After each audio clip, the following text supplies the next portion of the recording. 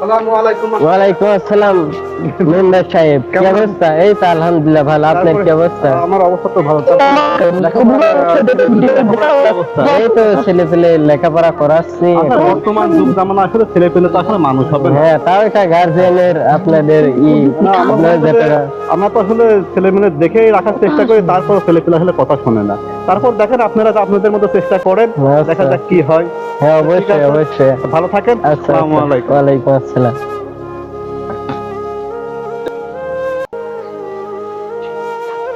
এই মাস্টার সাহেব এদিকে আসেন। জি বাবা। স্যার আমার কালকে মারিয়েছে আর থ্রেড দিয়ে কি করবেন আপনারা কিছু করেন? এই মাস্টার সাহেব এদিকে আসেন। হ্যাঁ, আপনারা তো চাও যে আপনি আমার ভাইয়ের গায়ে হাত দেন, আর কোনোদিন যদি না শুনি আপনি আমার ভাইয়ের মারবেন, ও ভালোভাবে বুঝা পড়াবেন, হ্যাঁ। আর ওর গায়ে হাত দেবেন না, ঠিক আছে স্যার? আর একদিন যদি আপনার গিরিটা আর করবেন, গিরি কাটা ভাঙি গেল না, আর আপনার গালের পিস্তল ধরে আপনার গোলটা এবারে কিন্তু যা এখান থেকে যা।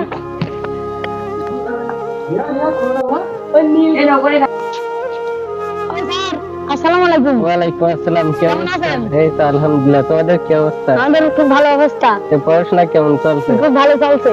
ও আচ্ছা। আসসালামু আলাইকুম। ওয়ালাইকুম আসসালাম। কি অবস্থা?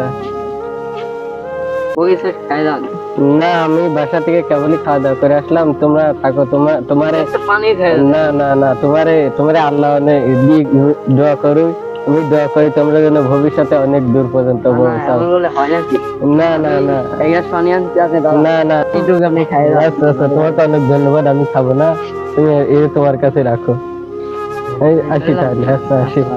কার ছেলে পেলে কত ভালো ছিল, আর এখনকার ছেলে পেলে তাদের তো বাবা মায়ের মানে শিক্ষা দেয় নাই।